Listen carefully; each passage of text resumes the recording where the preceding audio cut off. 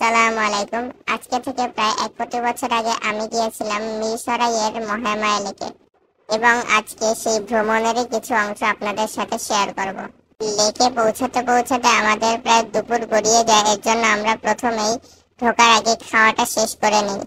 খাওয়া দাওয়া শেষ করে আমরা ৩০ টাকা করে জনপ্রতি টিকিট কিনে ঢুকে যাই মহামায়া লেকের ভিতরে।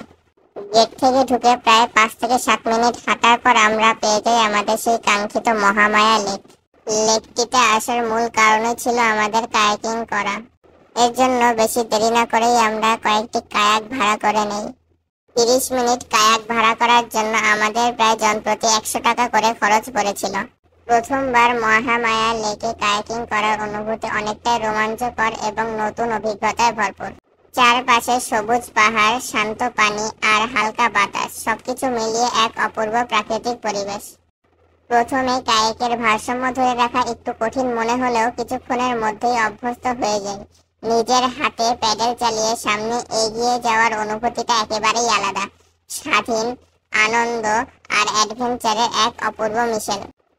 নীরব লেকের বুক চিরে সামনে এগিয়ে যাওয়ার সময় মনে হচ্ছিল যেন প্রকৃতির খুব কাছাকাছি চলে এসেছি।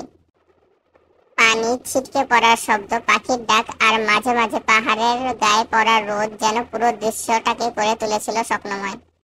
মোট কথা, মহামায়া লেকে প্রথম কায়াকিং ছিল এক দারুণ স্মরণীয় অভিজ্ঞতা, যেখানে বারবার যেতে মন চায়।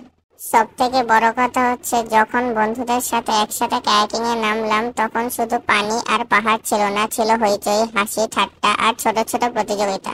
কে আগে যাবে, কার কায়াক বেশি সোজা চলে, এই সব নিয়ে চললো খুনসুটি। পানির ছিটা একে অপরের গায়ে লাগানো, হঠাৎ কায়াক ঘুরে যাওয়া, আবার একসাথে প্যাডেল চালিয়ে সামনে এগোনো, সব মিলিয়ে মনে হচ্ছিল আমরা যেন জীবনের সব ক্লান্তি ভুলে গিয়েছি। সন্ধ্যার কিছুক্ষণ আগে আমরা সেখান থেকে চলে আসি, এর জন্য আমাদের ক্যাম্পিং করাটা আর হয় না। আপনারা সকলে চাইলে মহামায়া লেকে একবার ঘুরে আসতে পারেন। এটা ঘোরার জন্য একটা অসাধারণ জায়গা। সকলে ভালো থাকবেন, সুস্থ থাকবেন। আসসালামু আলাইকুম রহমতুল্লাহ।